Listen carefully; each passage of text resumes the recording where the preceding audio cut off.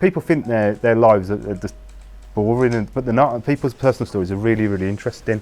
And for me, that's what Archives is about. It's about not necessarily the big things, but people, how individuals impact on a wider picture, really. And things like this help draw out those little stories which have a big effect on things like that.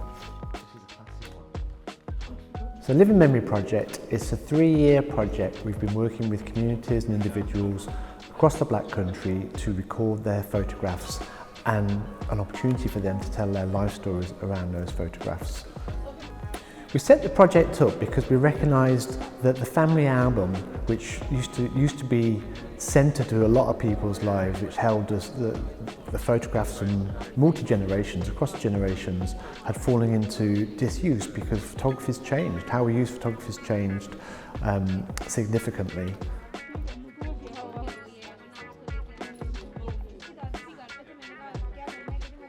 This project has given people an opportunity to bring out those memories that are historical, very unique and a significant part of your past, and cherish those. But it's capturing the true community spirit, but also sharing some very, very important memories. But it's about having the opportunity to share those with everybody and cherishing those moments with everybody.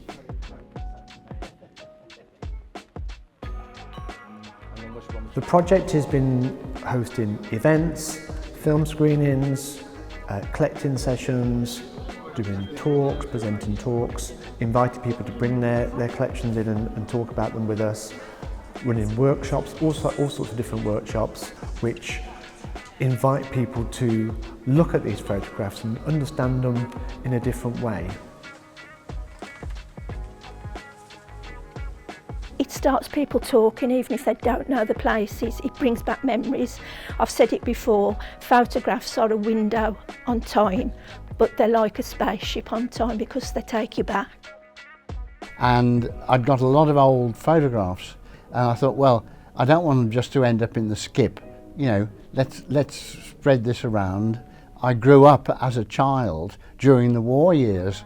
I mean, I didn't realise it was bad, because as a child you accept what comes. That I've seen a lot of changes. There's so much interest and beauty in old photographs. It's vital that we've got images of what those places were like, because once things like that are gone, they're gone forever, and with them a complete way of life, really. So it's really capturing change. I think it was a really positive response from the children.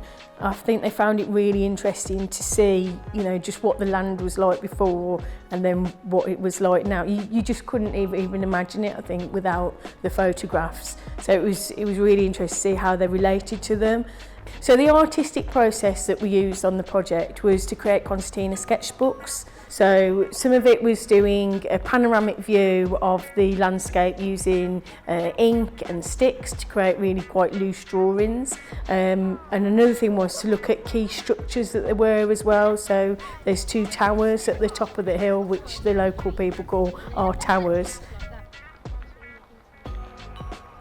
It was a great time, really, and we used to enjoy that. I can remember times going over the fields with friends and that.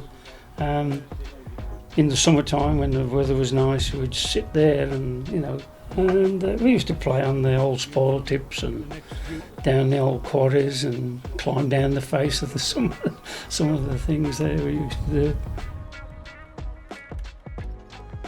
The project essentially is a celebration of everyday people and everyday life. We're working with photographs that people can understand, we're working with photographs that people can relate to, even if it's not them that's actually in the picture.